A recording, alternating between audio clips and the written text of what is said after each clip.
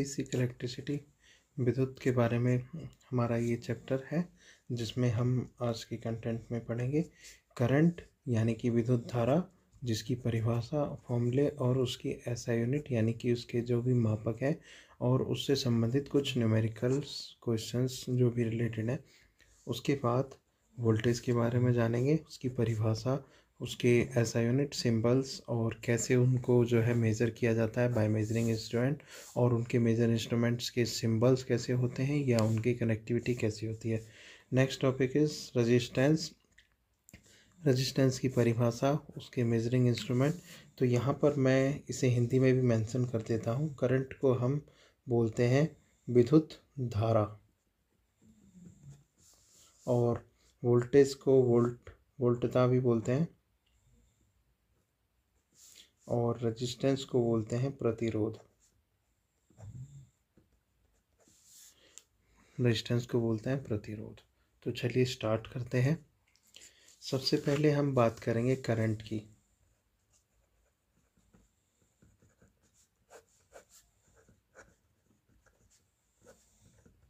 विद्युत धारा,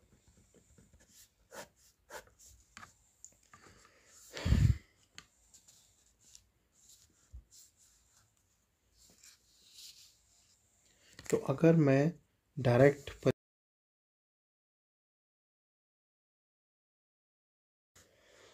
इसके डेफिनेशन की बात करता हूँ, तो यहाँ पर हमें डेफिनेशन पढ़ाई जाती है।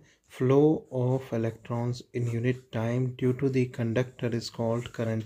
यानी कि किसी चालक के द्वारा, चालक क्या होता है? चालक एक पदार्थ का वह गुण, यानी कि चालक यानी कि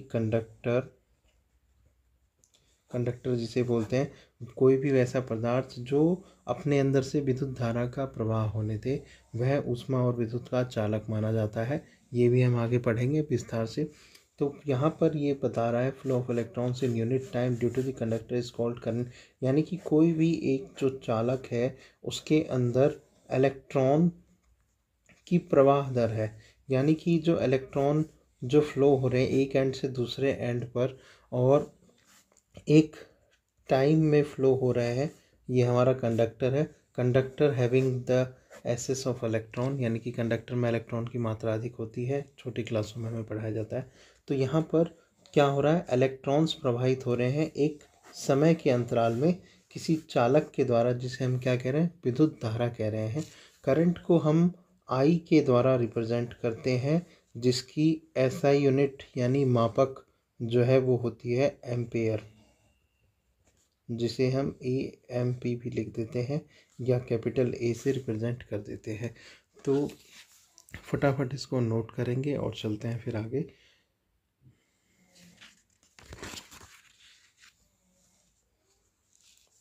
तो यहाँ पर according to definition I equal to Q upon में T। अरे सर, ये क्या लिख दिया, ये अचानक से फॉर्मूला कैसे बन गया? देखो, यहाँ पर जो हमारा I है वो है करंट जो हमारा यहाँ पर I है वो है करंट इन एम्पेयर यानी धारा। जो हमारा Q है वो है चार्ज यानी कि आवेश। मैं पिछली बार बता चुका हूँ, आवेश, इलेक्ट्रॉन के प्रवाह दर को हम आवेश कहते हैं। चार्ज जिसको हम मेजर करते हैं कूलम में, और हमारा T जो है कितना समय लग रहा है उस इलेक्ट्रॉन के प्रवाह दर में, जिसे हम सेकेंड्स में मेजर करेंगे। तो यहाँ पर I equal to Q upon में T, ये हमें याद रखना है। I है करंट, Q है चार्ज और T है टाइम, जिसकी एसआई यूनिट भी मैंने मेंशन कर दी है। तो यहाँ पर अगर मैं इसे फॉर्मूले के रूप में लिखूँ, यूनिट के रूप में, ampere equal to coulomb upon second. Ampere equal to, देखो मैंने नया कुछ नहीं लिखा, जो भी यहाँ पे मेंशन किया गया है फॉर्मूला, उसकी मैंने एसआई यूनिट लिख दी है। तो यहाँ पर एक नए फॉर्म में मेरे पास करंट आ गया है। तो यहाँ पर मैं एक चीज़ और कह सकता हूँ कि अगर मैं कूलम्ब को रिप्रेजेंट करूँ तो इसे मैं एम्पेयर टू सेकेंड्स लिख सकता हूँ। अगर मैं कूलम्ब को रिप्रेजेंट करूं तो एम्पेयर सेकंड लिख सकता हूं। देखो इसी रिलेशन से मैंने ये बनाया है, और ये कई बार क्वेश्चंस में पूछ लिया जाता है कि कूलम्ब जो है एम्पेयर सेकंड होता है या एम्पेयर सेकंड कूलम्ब के बराबर होता है। तो चलिए बात करते हैं आगे। अब यहाँ पर कई बार क्वेश्चन ये आता है, डिफाइन 1 एम्पेयर, यानी 1 एम्पेयर की परिभाषा दीजिए। तो चलिए समझ लेते हैं। अब मेरे पास सबसे पहले ये फॉर्मूला है I equal to Q upon में टी, यानी कि मुझे क्या बताना है, 1 एम्पेयर बताना है। चलिए अगर मैं यहाँ पर सबकी मात्रा 1 कर दूँ, यानी वैल्यू सबकी 1 कर दूँ, 1 कूलम्ब ऑफ चार्ज 1 सेकंड के लिए अगर फ्लो होता है किसी कंडक्टर के द्वारा, तो यहाँ पर कितना एम्पेयर होगा, 1 एम्पेयर हो जाएगा। 1 एम्पेयर हो जाएगा, यानी मैं इजली कह सकता हूँ कि 1 एम्पेयर करंट जो है, 1 एम्पेयर करंट कब फ्लो होगा, जब यहाँ पर मुझे 1 कूलम्ब चार्ज 1 सेकंड के लिए किसी चालक के द्वारा प्रवाहित किया जाएगा, तो यहाँ पर 1 एम्पेयर जो है करंट फ्लो हो जाएगा। फटाफट से इसे नोट करिए, फिर चलते हैं।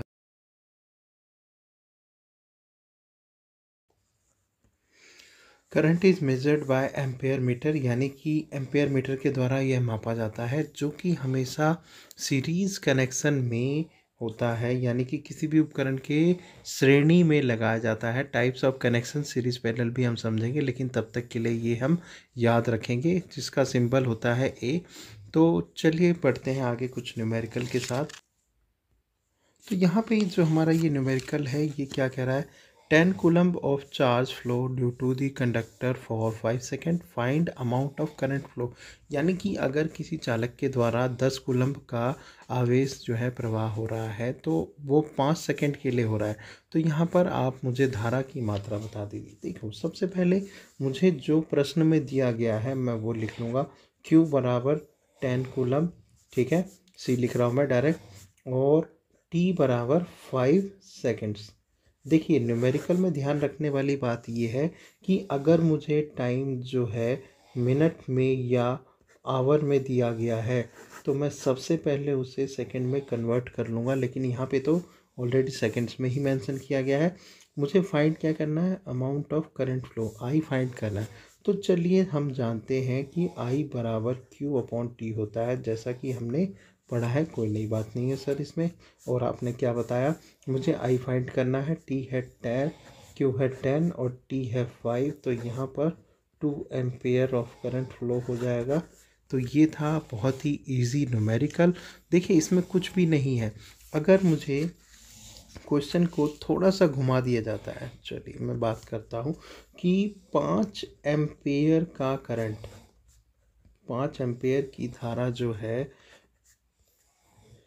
2 मिनट के लिए फ्लो हो रही है, यानी 2 मिनट के लिए प्रवाहित होती है, तो इसमें जो है अमाउंट ऑफ चार्ज कितना होगा, क्यों फाइंड करना है। चलिए सबसे पहले मुझे आई दे रखा है 5 एम्पेयर, यानी धारा की मात्रा दे रखी है 5 एम्पेयर, और टाइम जो है वो दे रखा है 2 मिनट्स, 2 मिनट्स। अब इसे मैं कन्वर्ट करूँगा सेकेंड्स में।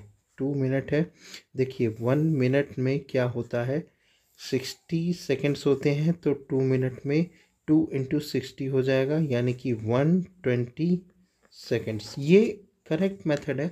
अगर देखिए आपने इसको सेकेंड्स में कन्वर्ट नहीं किया, तो आंसर आपका हो जाएगा गलत और पेपर में मार्क्स हो जाएंगे 0।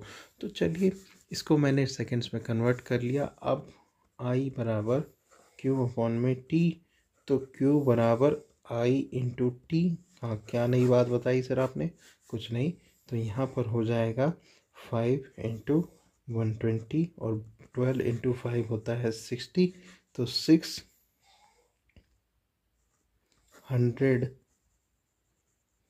कूलम्ब चार्ज जो है यहाँ पर फ्लो हो जाएगा। तो ये था हमारा एक बहुत छोटा सा न्यूमेरिकल या एग्जाम्पल। फटाफट से इसे नोट करेंगे, फिर चलते हैं आगे। वोल्टेज की बात करते हैं। V से रिप्रेजेंट किया जाता है, वोल्ट मीटर से मापा जाता है।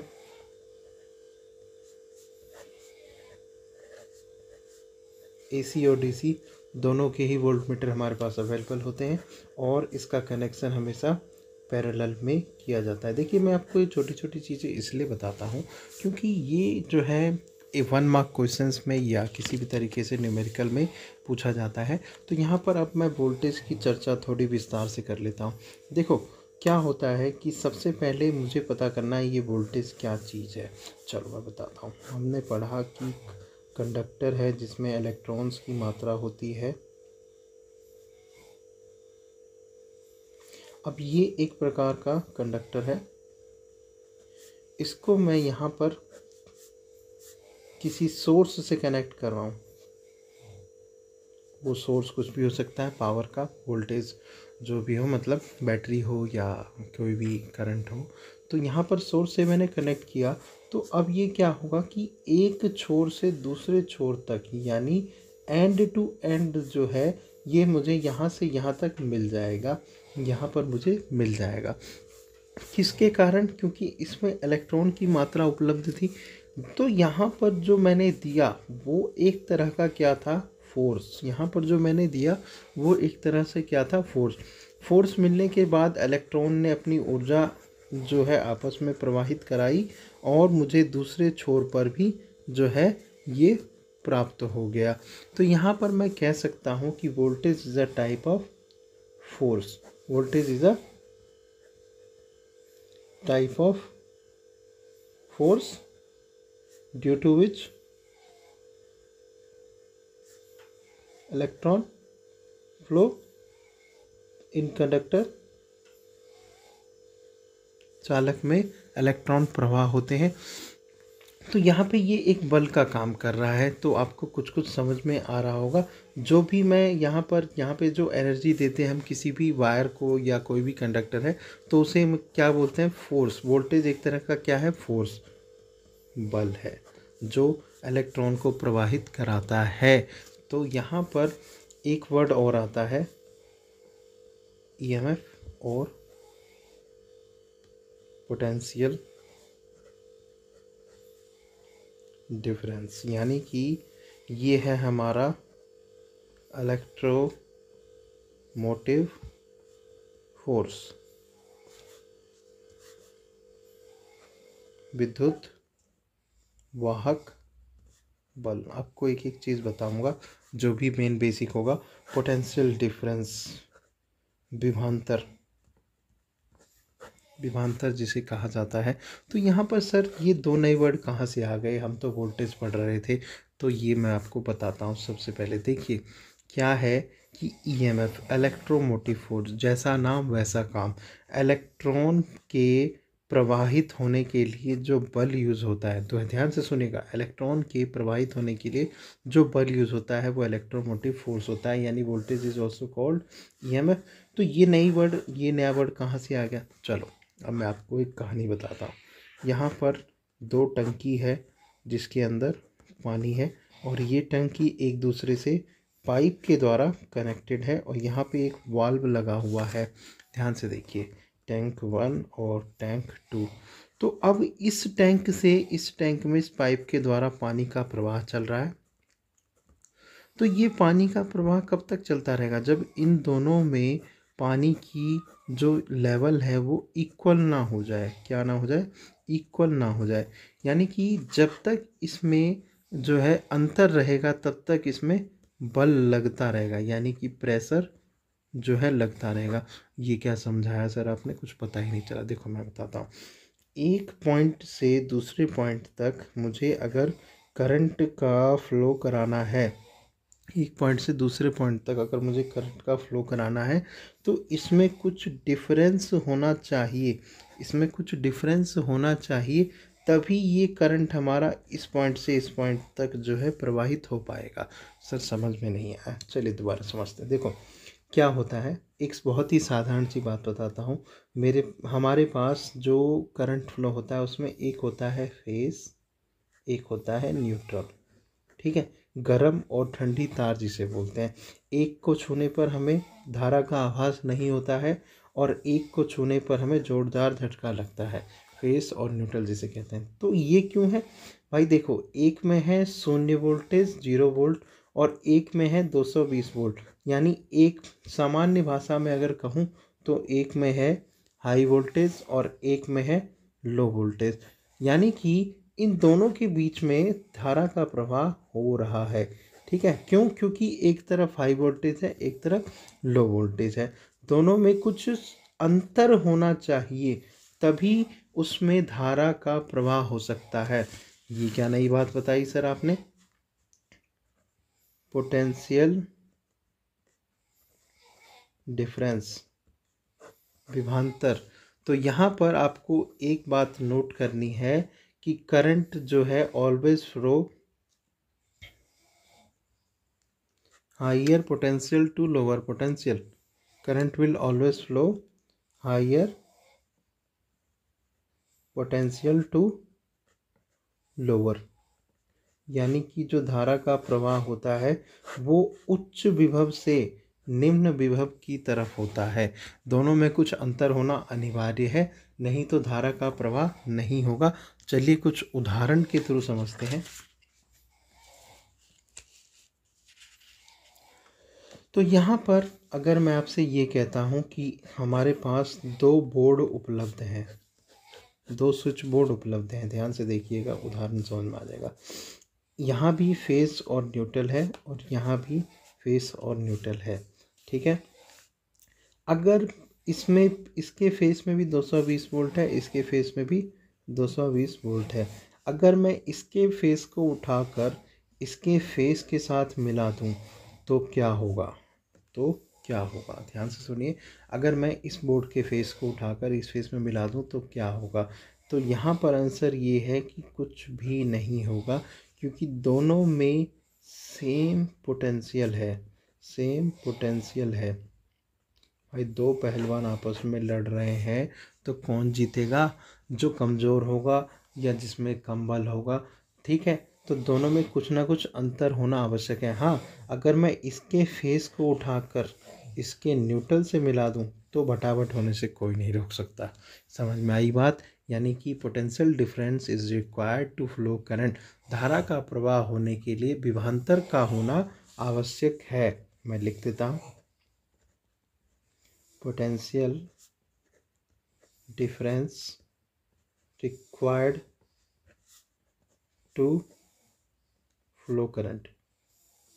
ठीक है, अब यहाँ पे आपने एक पॉइंट और नोट करना है। पोटेंशियल डिफरेंस जो है हमारा, यानी जो विभवांतर है और जो हमारा ईएमएफ है, ये दोनों ही वोल्टेज में नापे जाते हैं, दोनों ही वोल्टेज में नापे जाते हैं। तो ये आपने जो है बिल्कुल ही याद रखना है फटाफट। तो यहाँ पर रेजिस्टेंस जो है ये क्या है? साधारण भाषा में ये करंट का